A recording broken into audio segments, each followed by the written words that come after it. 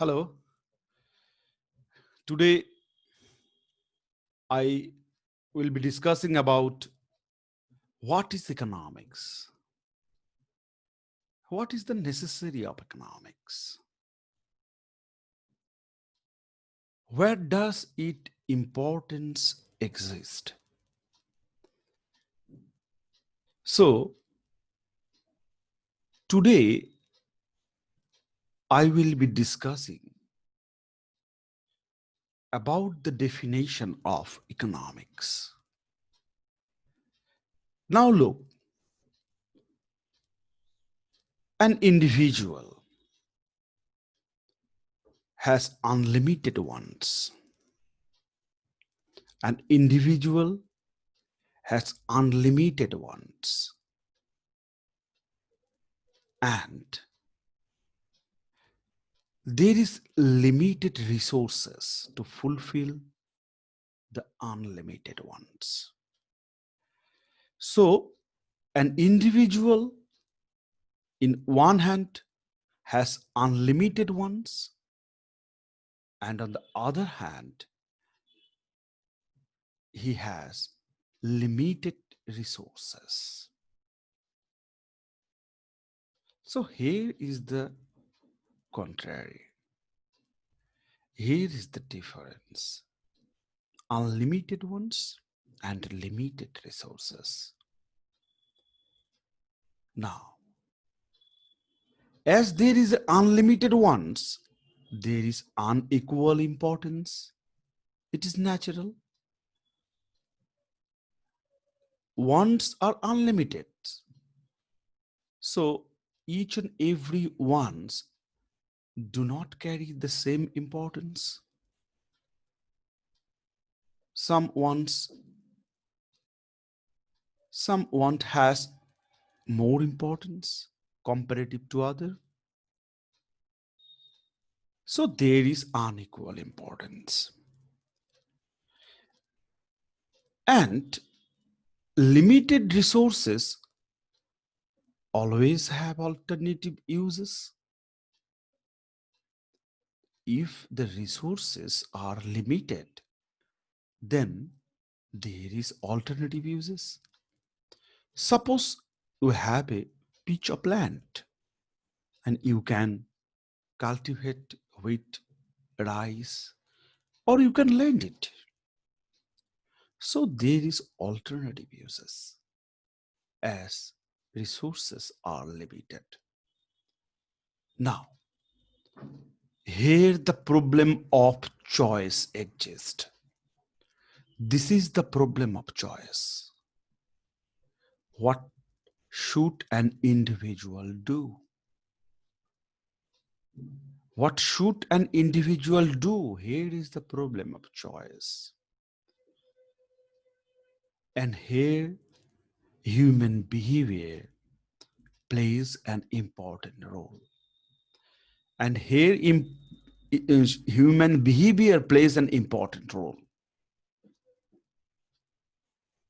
And this is called economics. So economics is a science of human behavior to solve the problem of choice. So I hope you understand what is economics. Now, general definition of economics. The English word economics is derived from the ancient Greek word oikonomia. What does it mean? It means management of a family. So it is clear from this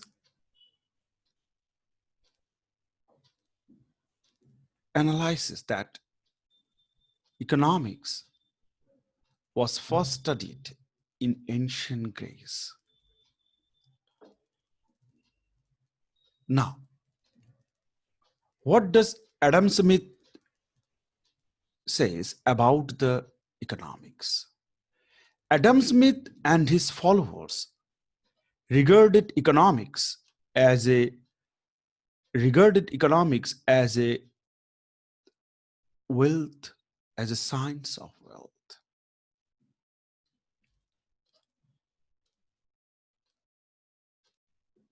And he differs from mercantilists. He did not believe that wealth of a nation simply lies in the accumulation of precious metals like gold and silver. It is not economics, according to Adam Smith. According to him, wealth may be defined as those goods and services which command value in exchange. Economics is not to be concerned only with the production of wealth. According to Adam Smith, economics is not to be concerned only with the production of wealth, but also the distribution of wealth. So, what does Adam Smith consider economics? He said that economics is not merely concerned with the production of wealth. There should be distribution of wealth. And he mentioned here the invisible hand. The invisible hand means the mechanism, or it is a mechanism of price system. It is a mechanism of price system, the manner in which production and distribution of wealth will take place in a market economy. So this is the concept of Adam Smith on economics. Now, there is some criticism. What is the criticism? Smith said that Smith's definition is based primarily on consumption of economic man, who is concerned with wealth hunting. That is why critics condemned economics as the bread and butter science.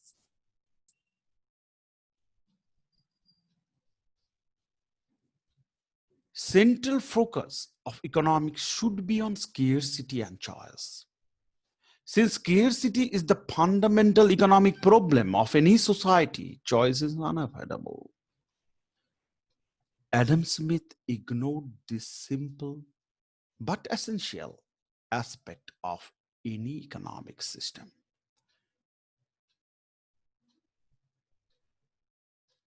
Adam Smith did not consider the scarcity concept. So here is the basic criticism of the Adam Smith concept of economics. Now, Marshall, another economist.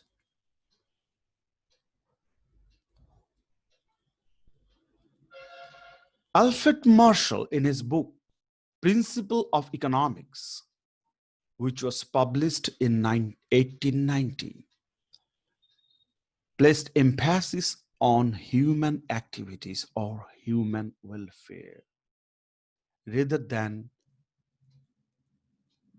on wealth. Alfred Marshall emphasis on human welfare. Adam Smith did not consider this.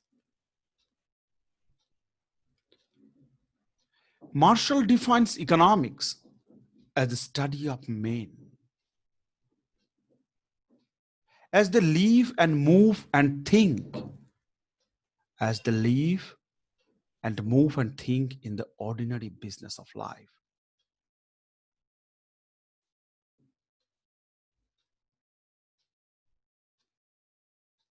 Economics studies only the material part of human welfare.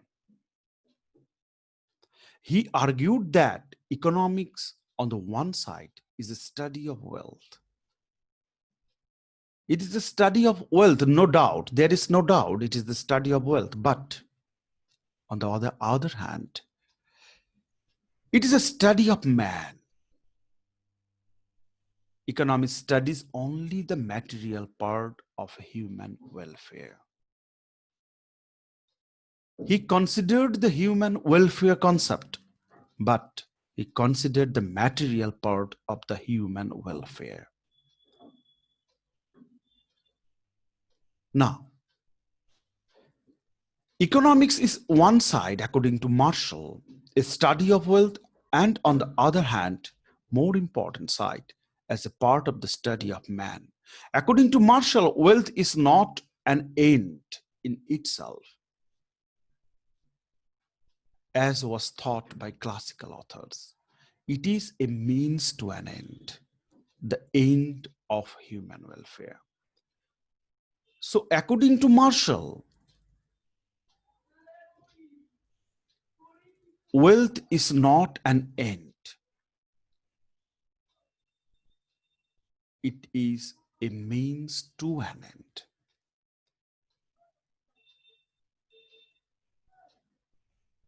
And he differs from classical authors in this way. Now, where does the criticism exist? Robbins, another economist, argued that Marshall could not establish a link between economic activities of human beings and human welfare. Human beings and human welfare. He could not establish the link between economic activities of human beings and human welfare. There are various economic activities, you know, that are detrimental to human welfare. Marshall only considered the material part of human welfare. Here, Robbins argued that there are various economic activities that are detrimental to human welfare. The production of wear materials, wine, etc. are economic activities, but do not promote welfare of any society. So here is the criticism. So here is the criticism. Now, Robbins' scarcity definition.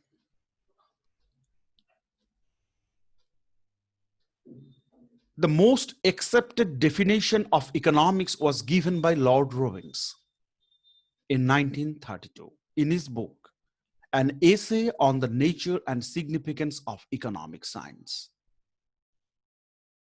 According to Robbins, neither wealth nor welfare should be considered as the subject matter of economics. His definition runs in terms of scarcity. His definition runs in terms of scarcity. Scarcity is important in his definition of economics. Economics is the science, according to him. Economics is the science which studies human behavior as the relationship between ends and scarce means, which have alternative uses. So economics is a science which studies human behavior. Economics studies human behavior in a scientific way as the relationship between ends and scarce mean. It studied the human behavior as a relationship between ends and scarce means. And also remember, scarce means have alternative uses. Scarce means have alternative uses. Such I have mentioned that a pitch of land has alternative uses. It can be used for cultivation of wheat. It can be used for cultivation of rice, and it can be, you can earn money by lending your pitch of land. So it has alternative uses. Human wants are unlimited. Wants multiply. Luxuries become necessities. There is no end of wants. According to Robbins, if food were plentiful, if there were enough capital in business, if there were abundant money and time, there would not have been any scope for studying economics. But human wants are changing. Here is the problem. Had there been no wants, there would not have been any human activity. So depending on wants, human activity varies. Prehistoric people had wants. Modern people also have wants. Only wants change, and they are limitless. And here economics exists. And here economics exists. Now, the means or the resources to satisfy your wants are scarce in relation to their demands. It is known to all of you. Had resources been plentiful, there would not have been any economic problems. Thus, scarcity of resources is the fundamental economic problem to any society. Even an affluent society experiences resource scarcity. Scarcity of resources gives rise to many choice problems. Many choice problems. So scarcity of resources gives rise to many choice problems. Economics is fundamentally a study of scarcity and of the problems to which scarcity gives rise. So economics is fundamentally a study of scarcity and of the problems to which scarcity gives rise. Here is the importance of economics. Hope you are getting the point. Here does the importance of economics exist. Thus, the central focus of economics is on opportunity cost and optimization. Opportunity cost. This scarcity definition of economics has widened the scope of the subject. Putting aside the question of value judgment, Robbins made economics a positive science. Robbins made economics a positive science. Now, the criticism. According to Robbins, the root of all economic problem is the scarcity of resources. As I have mentioned in my previous slide, that according to Robbins, the root of all economic problems is the scarcity of resources without having any human touch.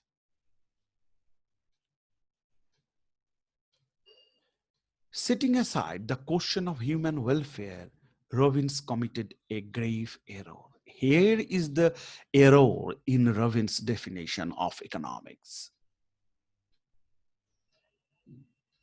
He set aside the question of human welfare.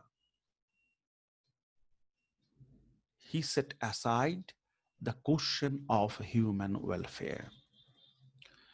Now, Paul Samuelson, another economist, the modern concept of economics. You can get the modern concept of economics from Paul Samuelson's thought.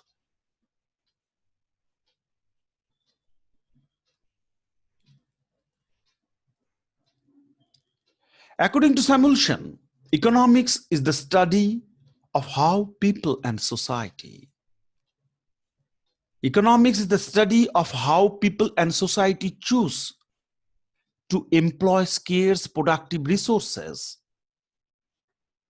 to produce various commodities or goods over time, and also distribute them for consumption now and in future among various persons and groups of society. It is the modern concept of economics. So what is the modern concept of economics? Economics is the study of how people and society choose to employ scarce productive resources which could have alternative uses, as I have mentioned, to produce various commodities over time and distribute them for consumption now and in future among various persons and groups of society. So economics is the study of how people to employ scarce productive resources. For example, you invited 50 people in your house, and there are only 5 chairs. And there are only 5 chairs. You have invited 50 people for lunch, and there are only 5 chairs. So naturally there is a scarce of resources. Okay. Now the human behavior has changed. There is a change in thought. And all those persons who have come are taking their lunch standing. They take the lunch standing. Then in such a situation, the 5 chairs will be excess. The 5 chair will be excess. So try to understand the importance of economics. You can use these 5 chairs in another way. You can use them in another side. So these 5 chairs now are excess. So here is the importance of economics. So according to Samuelson, economics is the study of how people and society choose, with or without the use of money, to employ scarce productive resources which could have alternative uses, to produce various commodities over time and distribute them for consumption now and in future among various persons and groups of society. Now Adam Smith, he said that economics is a science of wealth. And Adam Smith ignored the concept of scarcity. Here it is Marshall. And according to Marshall argued that economics on one side is a study of wealth, and on the other hand is a study of man. Economics studies only the material part of human welfare, according to Marshall. Robbins, and according to Robbins, neither wealth nor human welfare should be considered as the subject matter of economics. His definition runs in terms of scarcity. There is no human touch. There is no human touch.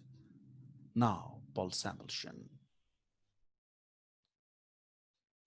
The modern concept of economics. Economics is the study of how people and society choose to employ scarce productive resources to produce goods for consumption.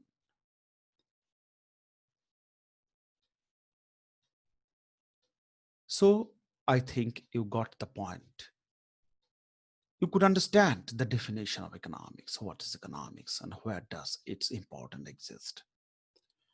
The study of economics is traditionally divided into a macro field and a micro field, into a micro field and macro field. the microeconomics, the behavior of disaggregated individual decision makers, such as a single consumer. Microeconomics considers the behavior of a single consumer, the behavior of a single firm, the behavior of an individual. It is a microeconomics. It considers a single firm's profit, loss, cost, and human taste, human behavior. So individuals, it is a disaggregated concept. The behavior of disaggregated individual decision makers, such as a single consumer, is considered in microeconomics. And macroeconomics is aggregative in nature. It is aggregative in nature.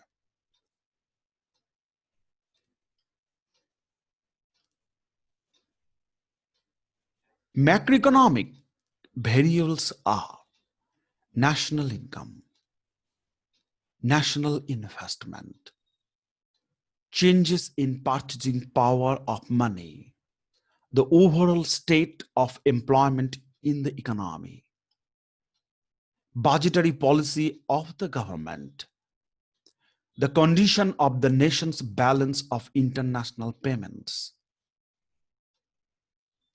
These are the macroeconomic variables. Macroeconomists try to understand how an actual economy operates, and on the basis of that understanding, suggest policies that may be adopted to improve the performance of the economy. Thus, understanding and policy presentation are two critically interlinked aspects of the economist's role in society. Understanding and policy prescription are two critically interlinked aspects of the economist's role in society. So, I hope you could understand the concept of economics and where does its importance exist and why one should study economics. Thank you for enjoying my lecture. And once again, I offer my thanks to all of you. Thank you.